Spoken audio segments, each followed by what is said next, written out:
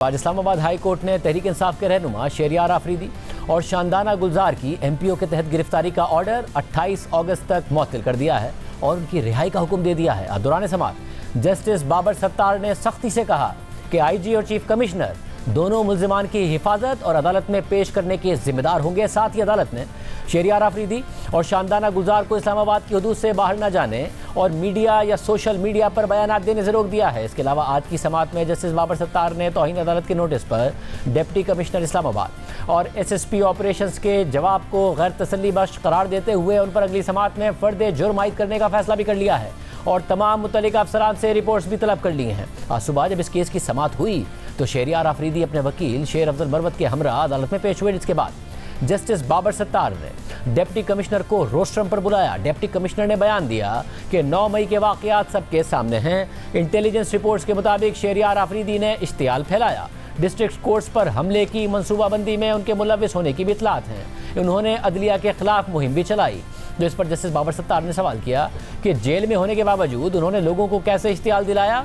इस्लामाबाद में 8 मई को क्या हो रहा था कि जिसकी वजह से गिरफ्तारी अमल में लाई गई। तो डिप्टी कमिश्नर ने जवाब दिया कि मेरी आंखें और कान तो इंटेलिजेंस रिपोर्ट्स ही हैं।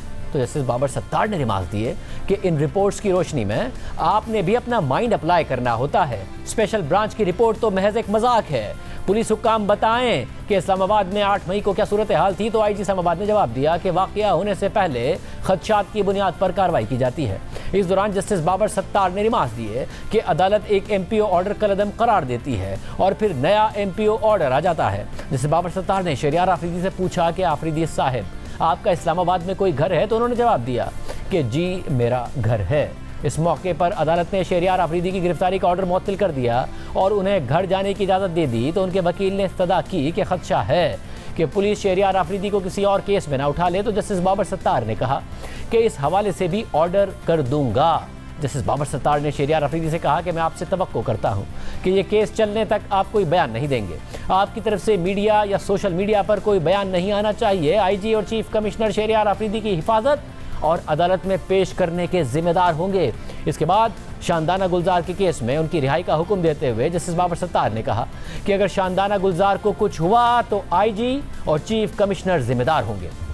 अदालत ने शहरियार आफरीदी के केस में अपने तहरीरी ऑर्डर में लिखा है कि बादी नज़र में ऐसा जाहिर होता है कि पंजाब, खैबर पख्तूनख्वा और इस्लामाबाद में हिरासत के जो ऑर्डर्स जारी हुए वो आपस में ऐसे जुड़े हुए थे कि एक ऑर्डर की एक्सपायरी या कलअदम करार देने से ही हिरासत का दूसरा ऑर्डर जारी किया गया ताकि दरख्वास्त गुजार को हिरासत में ही रखा जा सके।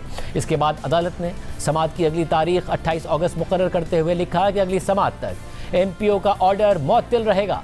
शहरियार आफरीदी इस्लामाबाद में अपनी रिहाइशगाह में रहेंगे, लेकिन वो इस केस के दौरान अदालत की इजाज़त के बगैर इस्लामाबाद से बाहर नहीं जाएंगे और ना ही कोई भी रियासती अथॉरिटी किसी और केस में गिरफ्तार करके शहरियार आफरीदी को इस अदालत की हदूद से बाहर ले जाएगी। इसके अलावा इस केस के दौरान चीफ कमिश्नर इस्लामाबाद और आईजी इस्लामाबाद ज़ाती तौर पर शहरियार आफरीदी की हिफाजत के जिम्मेदार होंगे और वो ये यकीनी बनाएंगे कि जब ये केस समाअत के लिए मुकर्रर हो तो वो अदालत में पहुँच जाएँ। जस्टिस बाबर सत्तार ने पीटीआई रहनुमा शानदाना गुलजार के केस में भी ऐसा ही ऑर्डर और अहकामात जारी किए हैं।